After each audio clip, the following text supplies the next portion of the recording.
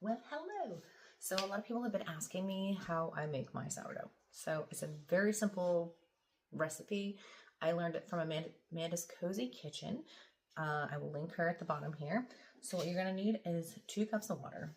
There's no scales in this recipe, and that's why I liked it, because it's delicious. And then 1 cup of starter. And then you're gonna use a teaspoon. You're gonna mix this up first. And mix it all up. Make sure it looks nice and milky when you mix it. And I forgot my mixer. So you're gonna mix it until it's like a nice milky consistency. Then you're gonna add 4 cups of flour. 2, 3, 4. And then you're gonna put a tablespoon of salt. Then you're gonna mix that up until it's like a shaggy dough. So mix. So your dough should look something like this. And then you're gonna set it aside for an hour. Okay, so it's been over an hour. So you're just gonna take it, get your hands a little bit wet, stretch and fold, rotate your bowl, stretch and fold. You can do this a whole bunch of times.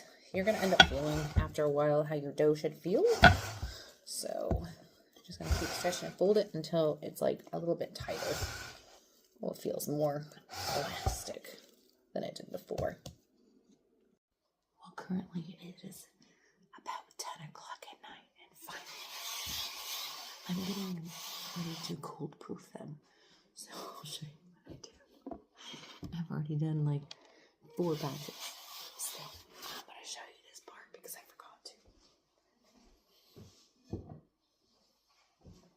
So this is what it looks like.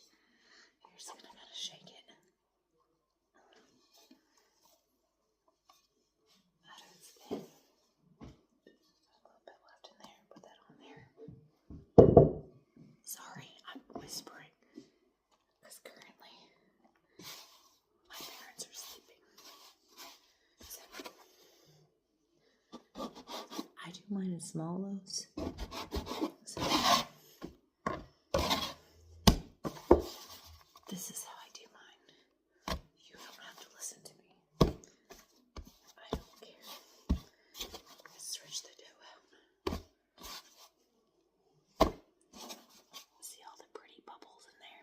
That's beautiful. That's what you want.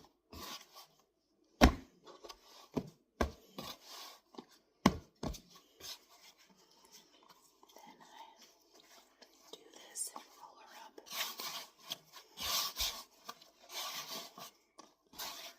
Take her so she has a nice smooth surface.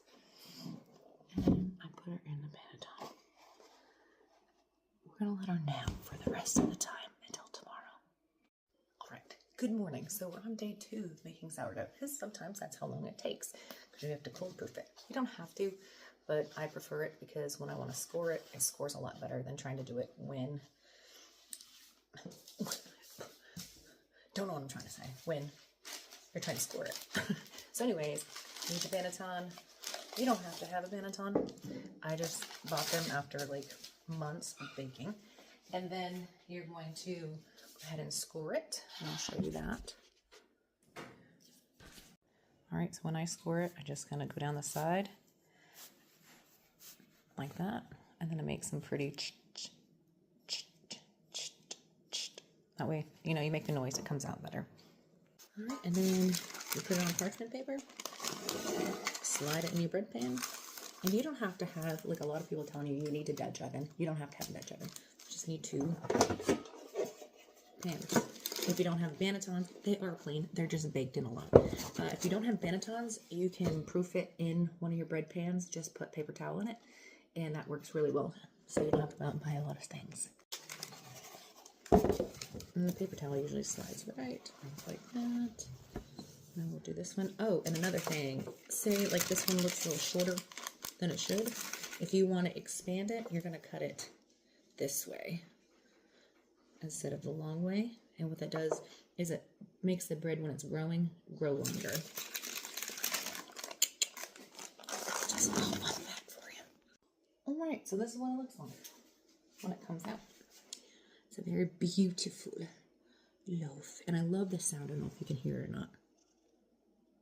Maybe you can't. It's like a crinkling noise when it's finalizing. That's how to do sourdough.